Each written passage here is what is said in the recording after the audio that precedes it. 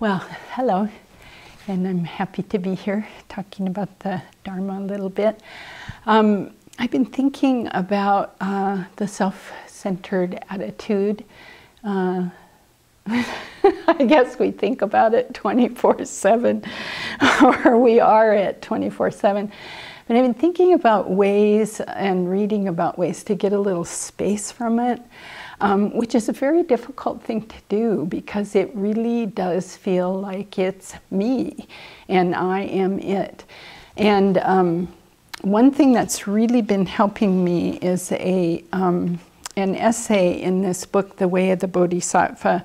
And there are many translations of this book by Shantideva, but this one's a translation by the Padmakara translation group. And in the back, there's a lovely essay by a lama named Khenchen Kunzang Palden. And this talks a lot about one of the main ways of undermining the self-centeredness and doing it through equalizing self and others.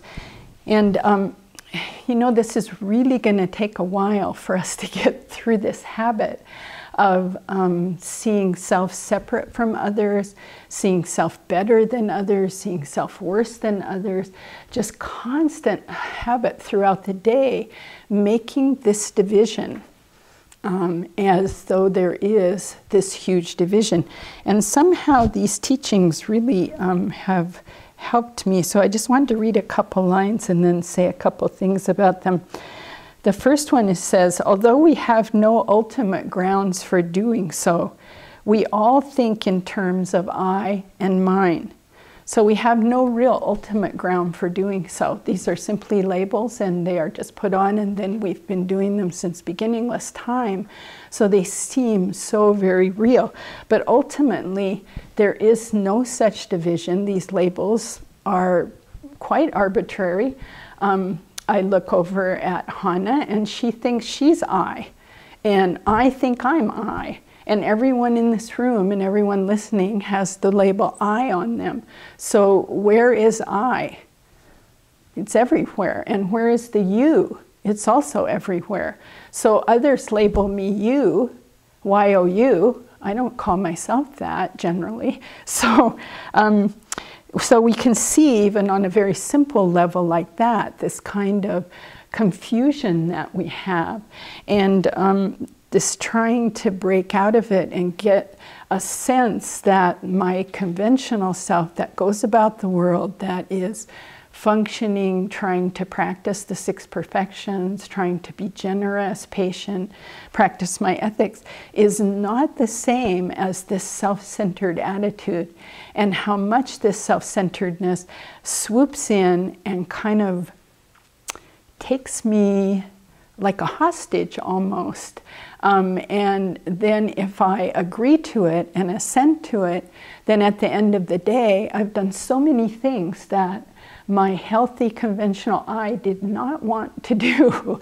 And so many things that have now set up suffering for myself and others in the present, and surely then in the future.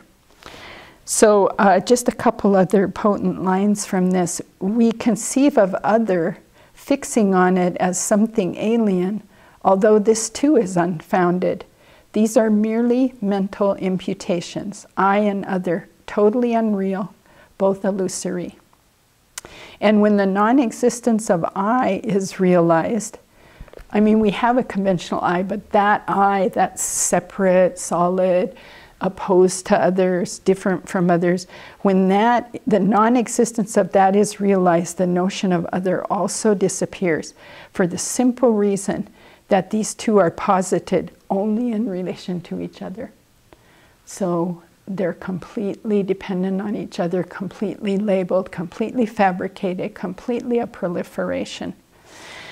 So one of the simplest ways to begin going about this is to simply see that we are all suffering sentient beings, and we all want happiness, and we say this over and over.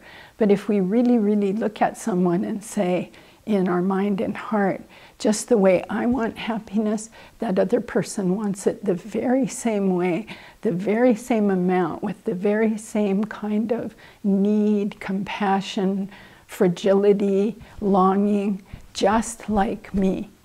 And this will start slowly to wear away this isolation and loneliness and but very much separateness that we feel, which is completely unnecessary and only in service to this self-centeredness, which is also completely unnecessary. So let's start giving it up and really helping each other.